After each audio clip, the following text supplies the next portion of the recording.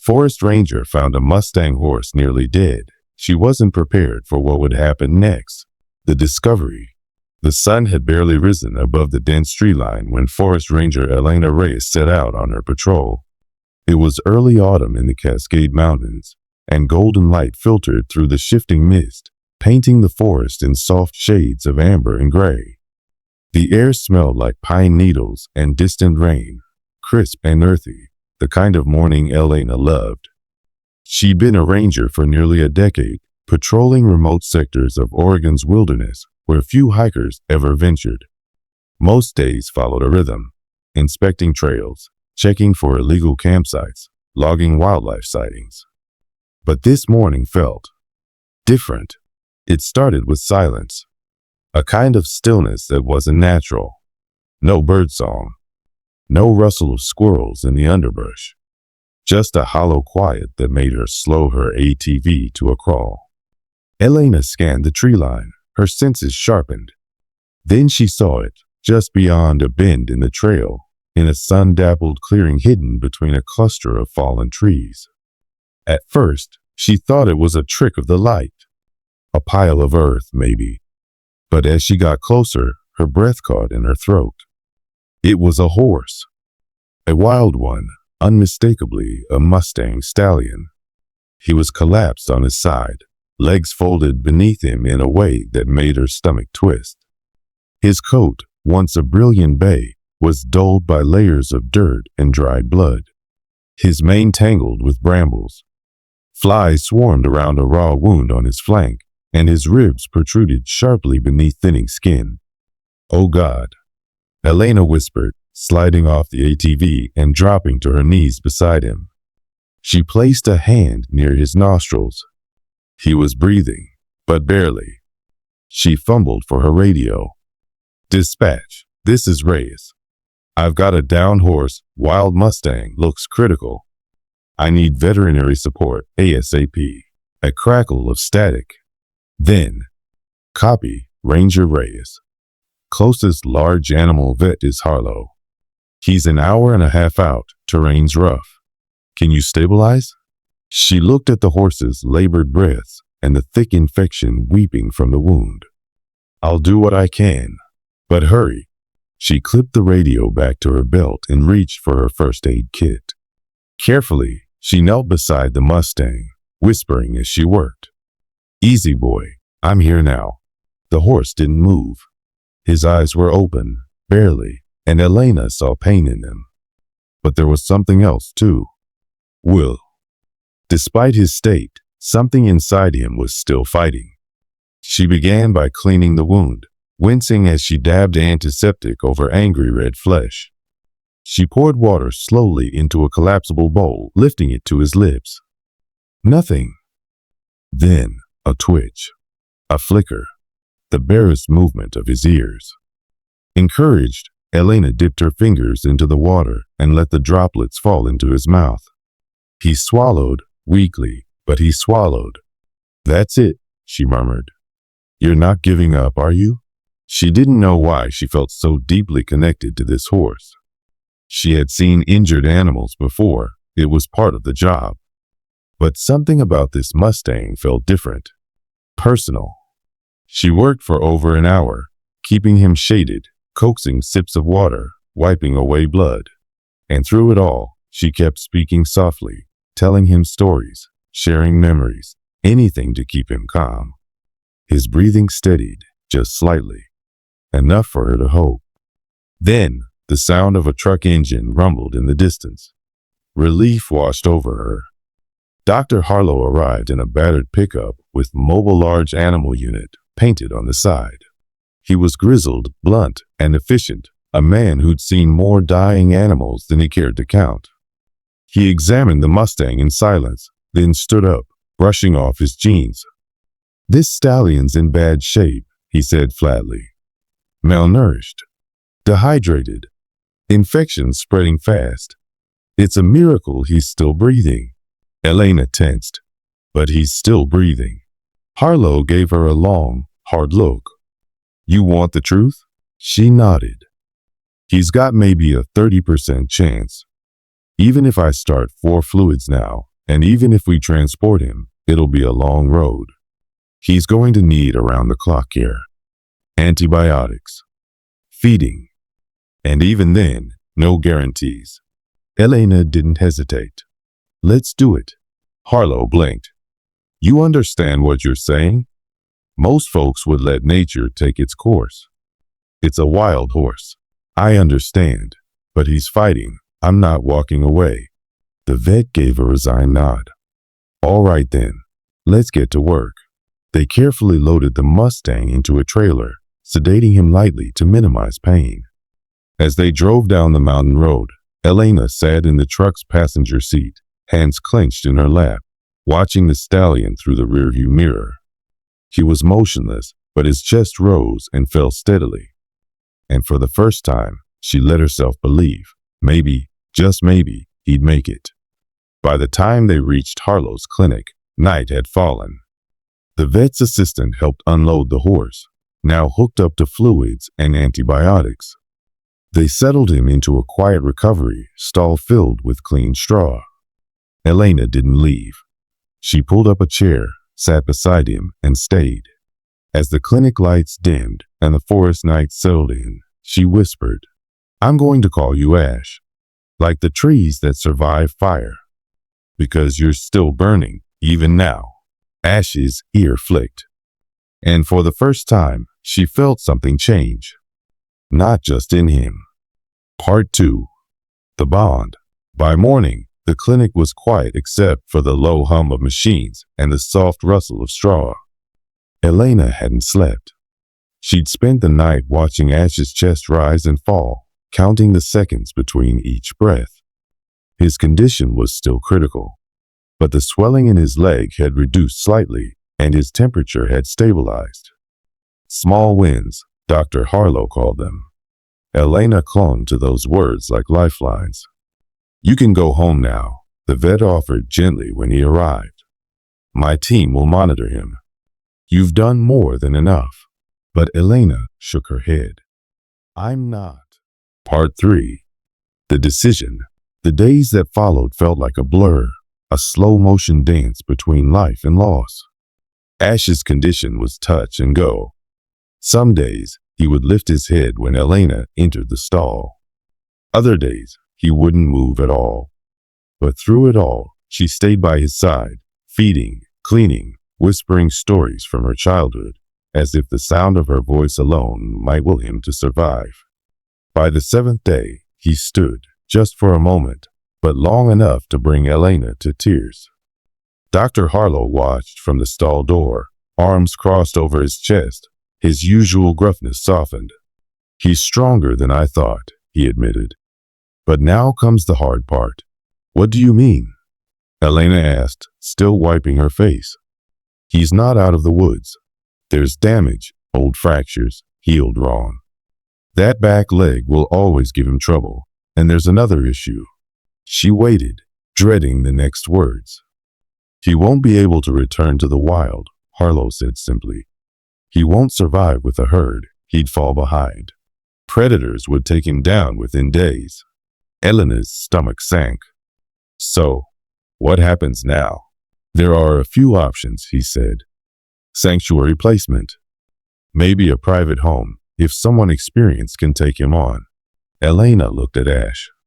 He was watching them from across the stall, not fearful, not broken. Present. Aware. I'm not handing him over to strangers, she said. Not after this. You're talking about adoption. Yes. Elena. Harlow's voice lowered. You're a ranger. You move constantly. You live in a government-owned cabin. I'll figure it out. He shook his head.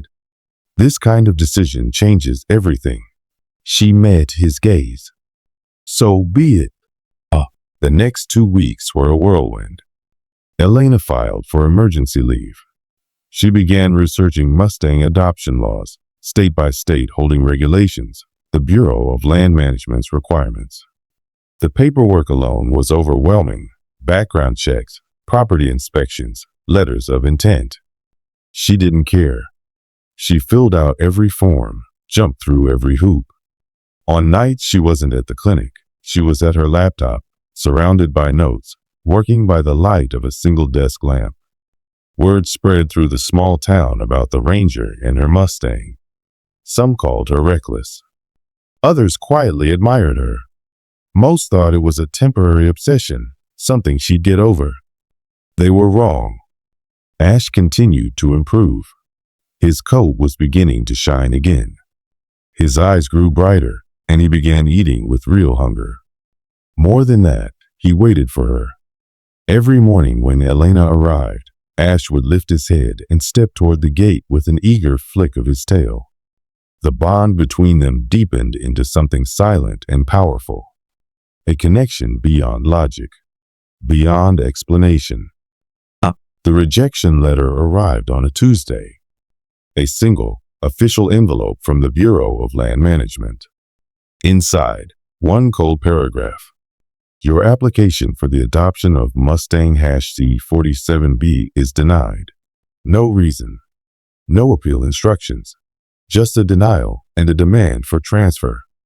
Ash was to be picked up and relocated to a holding facility in Utah within 72 hours. Elena's hands trembled as she read the words. No, she whispered. No, no, no. She rushed to Harlow's office, the letter clutched in her hand. They're taking him. Harlow's face darkened as he read. This doesn't make sense.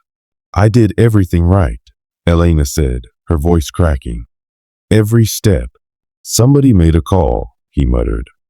I've seen this before. Too much attention on one horse, too much emotion. It spooks the system. You sure no one had a reason to block you? Elena froze. Director Morgan. Her former boss had made it clear he didn't approve of her extended absence. He'd pressured her to return, warned her she was crossing lines. He did this, she said quietly. He reported me. She looked at Ash, who stood quietly in his stall, unaware of the storm gathering outside his door. They'll kill him in there, Harlow. He's not just another number.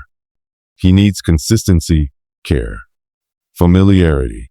Harlow leaned against the wall. He was quiet for a long time. There might be another way, he said finally. Elena looked up. You didn't hear it from me, he added, voice low. But I know a sanctuary across the Canadian border. Off the books. They take in special needs Mustangs. They don't ask too many questions. She stared at him. You want me to smuggle a horse into Canada? I want you to save him. What happens in between is up to you. That night, Elena stood alone in the barn, brushing Ash's mane under a sky full of stars. Her mind raced with possibilities and consequences. She'd be risking her job, maybe more. Federal property laws weren't forgiving. But when she looked into Ash's eyes, she didn't see risk. She saw trust. He had survived the impossible, fought through agony, hunger, and fear because he believed in her. Now, she had to fight for him. Okay, she whispered, resting her forehead against his. We run. Part 4. The Run to Freedom. Final part of Forest Ranger found a Mustang horse nearly dead. She wasn't prepared for what would happen next. The plan was simple and completely illegal. Elena and Dr. Harlow waited until after midnight when the road outside the clinic went silent.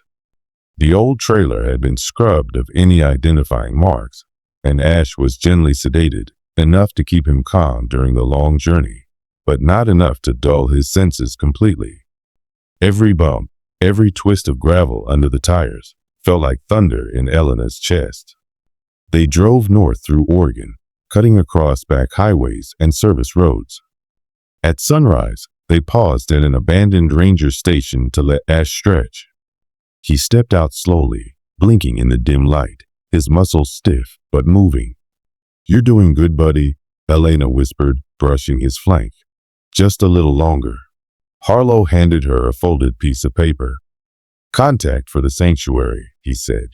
His name's Micah. Friend of mine. He's expecting you. Elena's eyes misted. Thank you for everything. He nodded once. I'll handle the fallout down here. You just get him home. Crossing the line. At the Canadian border, Elena's hands trembled on the steering wheel as she approached a small, rarely used crossing near Washington State. A sleepy customs officer emerged from the booth, sipping coffee. Where you headed? He asked casually. Private ranch, she said, forcing a smile. Helping a friend with a rescue horse. He peered into the trailer. That the one? Yes, sir. He's recovering from a leg injury. Just needs open pasture for a while. The officer nodded, barely interested. Paperwork? Elena handed him the documents Micah had sent, official enough, vague enough. After a long minute, he waved her through. And just like that, they were across. Elena let out a breath she hadn't realized she was holding. You're free, she whispered to Ash. We made it. The sanctuary. The Alberta Mustang Sanctuary was everything Elena had hoped for. Rolling meadows, thick woods, winding streams. Horses roamed in small herds, some limping, some blind in one eye, all survivors in their own way. Micah was a soft-spoken man in his 60s with a gray beard and hands weathered from decades of ranch work. He greeted her without fanfare, motioning to a wide paddock lined with trees. He can start here, he said, pointing. There's a shelter and fresh water. Let him adjust at his pace. Ash stepped out of the trailer and paused, head high, nostrils flaring. Then, slowly, he walked forward into the paddock, each step steadier than the last. He stopped near a cluster of tall grass, raised his head toward the wind, and let out a low whinny.